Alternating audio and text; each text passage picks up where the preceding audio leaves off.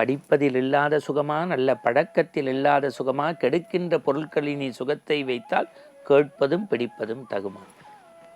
இந்த மனம் இருக்கு பாருங்க, அதற்கு ஒரு குரங்குன்னு பேர். அங்கே இங்கே அடைபாய்ந்துக்கிட்டே இருக்கும். இந்த குரங்கை எப்படி குரங்காட்டி குச்சியால் தட்டி தட்டி சரிப்படுத்துகிறாரோ, அதுபோல் இந்த மனதை நல்ல எண்ணங்களால், நல்ல சொல்லால், நல்ல செயலால் தட்டி தட்டி நம்ம சரி பண்ணி வைக்கணும். இந்த வீட்டில் பலகையெல்லாம் இருக்குது பாருங்கள், அதில் ஆசாரி மேசை நாற்காலி இதெல்லாம் செய்வார். ஆனால் கொஞ்சம் கோணல் மாணலாக இருக்கும். ஆனால் அதை சரி பண்ணுவதற்கு என்ன பண்ணுவார்? மரத்தின் கோணலை சரி செய்வது தச்சனின் கைநூல். மரத்தின் கோணலை சரி செய்வது தச்சனின் கைநூல். நம் மனத்தின் கோணலை சரி செய்வது புலவனின் கைநூல். நல்ல புத்தகங்களை, ஒரு ஆன்மீக புத்தகத்தை எடுத்து, ஒரு ராமாயணமோ பெரிய புராணமோ பகவத்கீதையோ ஒரு பாகவதமோ ஒரு நாராயணியமோ படிக்க படிக்க படிக்க படிக்க படிக்க படிக்க படிக்க ஒரு விவேகானந்தருடைய வரலாறோ ஒரு ராமகிருஷ்ணருடைய வரலாறோ அப்படியே நீங்கள் படிக்கணும். வள்ளலாரை பற்றி, அருணகிரி சாமிகளை பற்றி படிக்கின்ற போது நம்முடைய மனசில் ஒரு ரசாயன மாற்றம் ஏற்படுகிறது.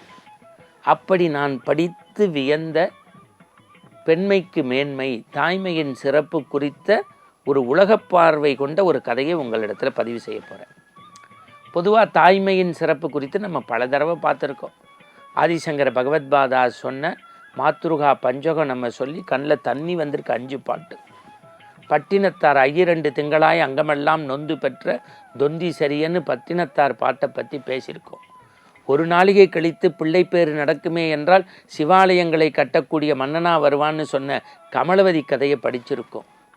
உலகத்திலேயே கொடுத்து கொடுத்து சிவந்த கோமானாக வாழ்ந்த கர்ணன் எதுவுமே கொடுக்காத தாய் கேட்டபோது அந்த சத்தியத்தை மீறாமல் நான் செய்வேன்னு சொன்னான். அதுதான் தாய் அன்புன்னு சொன்னோம். ஆலிசூர் உலகமெல்லாம் பரதனை ஆட நீ போய் தாளிரும் சடைகள் தாங்கி தாங்கரும் தவமேற்கொண்டு புண்ணிய துடைகராடி 7 ஆண்டு காட்டுக்கு போயிட்டு வான்னு அரசன் சொன்னான்னு, மன்னவன் பணி என்றாகிலும் நும்பணி மறுப்பெனோ பின்னவன் பெற்ற செல்வம் அடியேன் பெற்றதென்றோன்னு ராமன் காட்டுக்கு போய் கையேய்க்கே பெருமை சேர்த்த விஷயத்தை சொல்லியிருக்கோம்.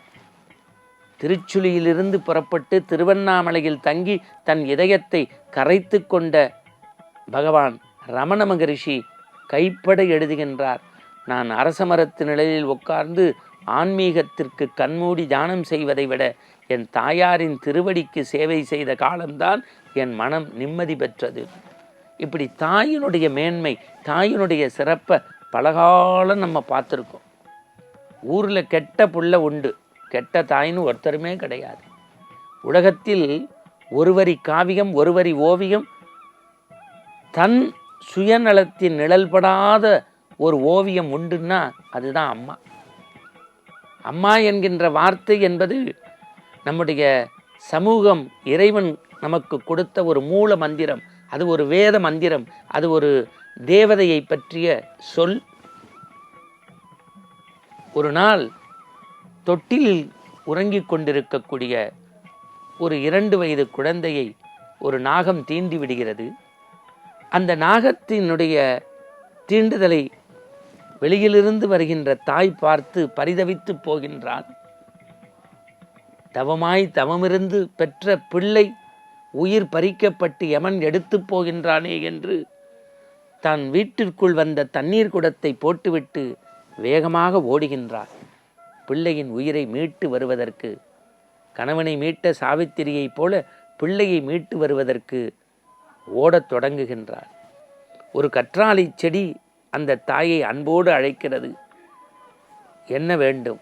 என் பிள்ளை பற்றிய உயிர் வேண்டும். ஒரு 5 நிமிடம் என்னை உன் பிள்ளையாக நினைத்து அழு என்கிறது. கற்றாழை செடியை கட்டிக்கொண்டு தாய் அழுகிறாள். உடம்பெல்லாம் இரத்த குவியல். இங்கிருந்து 3வது மைல் கல் தொலைவில் உன் பிள்ளையின் உயிர் இருக்கிறது, ஓடி எடுத்துக்கொள். மைல் கல்லுன்னா 3 கிலோமீட்டர். ஓடத் தொடங்குகின்றாள். வேகமாக கதை வளர்கிறது. சற்று தூரத்திற்கெல்லாம் ஒரு கிணறு பேசுகிறது. தாயே, எங்கு ஓடுகிறாய் இரத்த குவியலோடு? என் மகளின் உயிர் வேண்டி. இருக்கும் இடம் தெரியுமா? அதைத்தான் தேடி அடைகின்றேன். நான் சொல்கின்றேன். பாழாய்ப்போன மனிதர்கள் தேவைக்கு பயன்படுத்தினார்கள். இப்போது கோடை காலத்தில் வற்றி போயிருக்கிறேன். உன் கண்ணீரால் என்னை நிரப்பு என்கின்றார். கண்ணீர் அடத் தொடங்குகின்றாள். ஊற்று நீர் பெருக்கெடுத்து கிணறு நிரம்பியது. இங்கிருந்து அடுத்த ஒரு மைல் தொலைவில் ஒரு மலர் தோட்டத்தில் உன் பிள்ளையின் உயிர் இருக்கிறது. வேகமாக வேகமாக வேகமாக வேகமாக ஓடிவிட்டாள். மலர் தோட்டத்திற்கு எந்த பக்கம் திரும்ப வேண்டும் என்று தெரியாமல் திகைத்து போய் நிற்கிறாள். வானத்தில் வட்டமிட்ட கழுகு கீழே வந்து தாயிடம் பேசுகிறது. என்ன வேண்டும்? பிள்ளையின் உயிர். உன் இரு விடிகளையும் எனக்கு தாய் என்கின்றார்.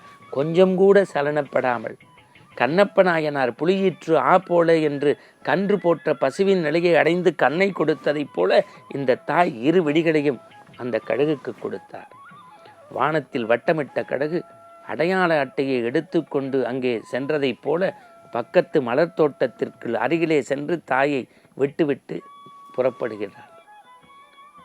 விழிகளை இழந்து உடம்பெல்லாம் இரத்த குவியலோடு உணர்ச்சி நிலையோடு மலர் தோட்டத்தின் உள்ளே உள்ளே உள்ளே உள்ளே தாய் போகின்ற போது ஒரு யமதர்மன் கை நீட்டி நிறுத்துகின்றான். தாயே, என்ன வேண்டும்?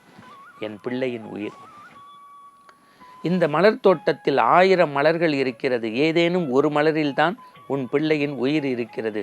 ஒரு முறை நீ பறித்தால் அது உன் மகள் என்றால் நீ இல்லம் அடைத்து செல்லலாம். விழியிழந்து உடம்பெல்லாம் இரத்த குவியலோடு எந்த சலனமும் சஞ்சலனமும் இல்லாமல் எல்லாவற்றையும் துறந்து உணர்ச்சி பெருக்கெடுத்து உணர்ச்சி நிலையில் இருந்த அந்த தாய் 6வது வரிசையில் இருக்கக்கூடிய 7வது மலரை பறித்தால் 2 வயது குழந்தை அம்மா என்று கழுத்தை கட்டி கொண்டது. கதை நிறைவாகவில்லை. உலகத்தில் யாருக்கும் பாரபட்சம் காட்டாதவன் யமதர்மன் என்று நாம் வேடிக்கையாக சொல்லும்.